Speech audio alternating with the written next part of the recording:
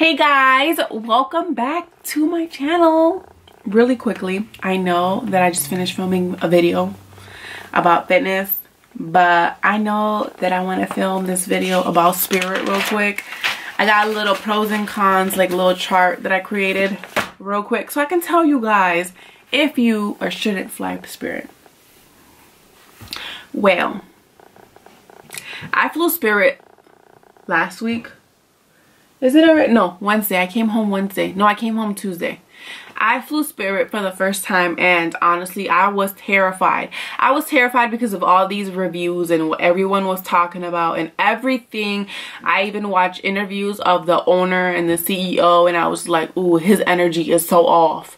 I can't fly spirit. I think I'm gonna have the worst experience ever. Truth is, it wasn't that bad. Honestly, I'd fly it again.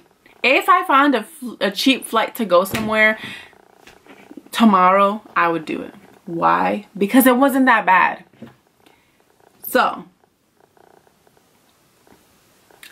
there are some cons, and I'm going to show you guys the cons and all that stuff. And I'm going to talk to you guys about the cons, but at the end of the day, you get what you pay for. So, the pro of flying spirit, number one, of course, is that the flights are cheap. The flights are very cheap, but you're paying for your flight only.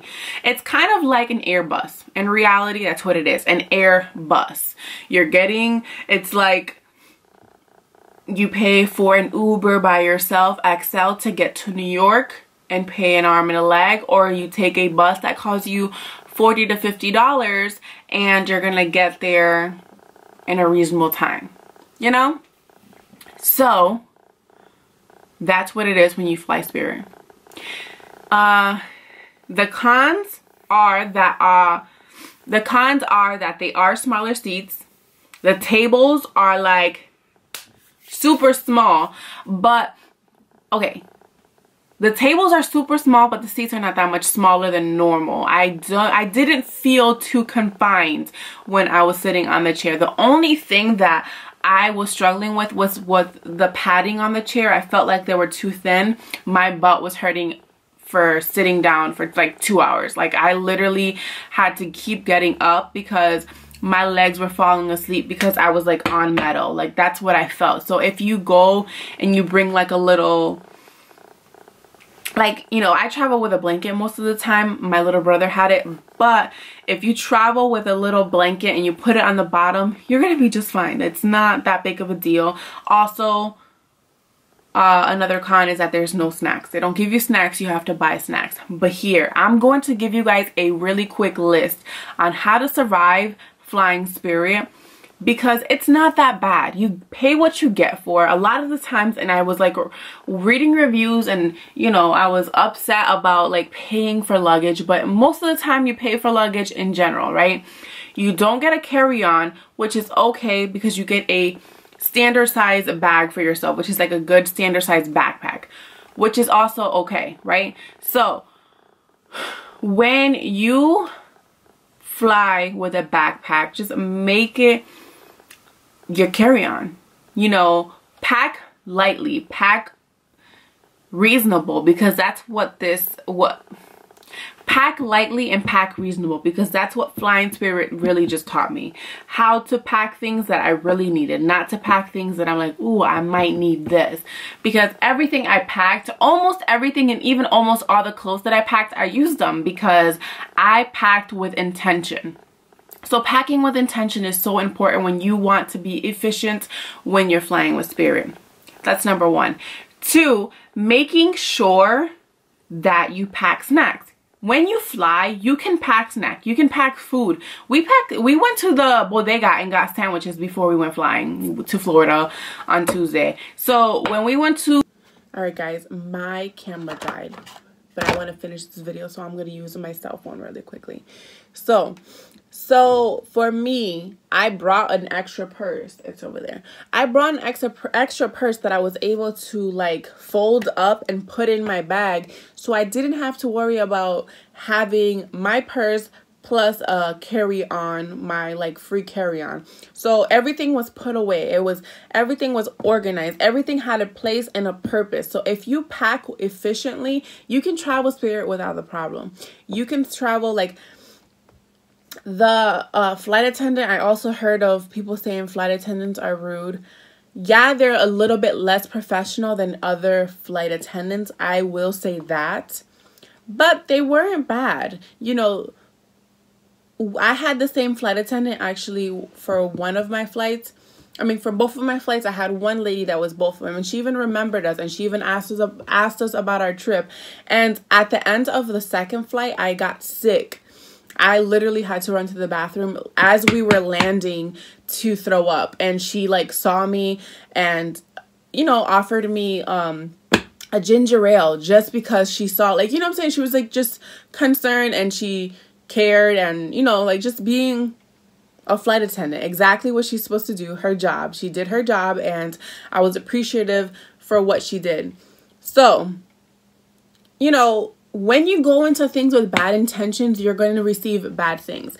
Yes, I was worried. We were all worried about flying Spirit. Atoa, my husband, he is so used to flying Delta, which is a little bit high class. His family always flies Delta. So, you know, he's used to a certain standard and he was okay with it. And, you know, my mom, she has certain standards. She was okay with it. My dad, he was fine with it. My little brother, he was comfortable the entire flight. He had his own seat. And you guys, we had a successful trip. And I honestly, let me see, make sure I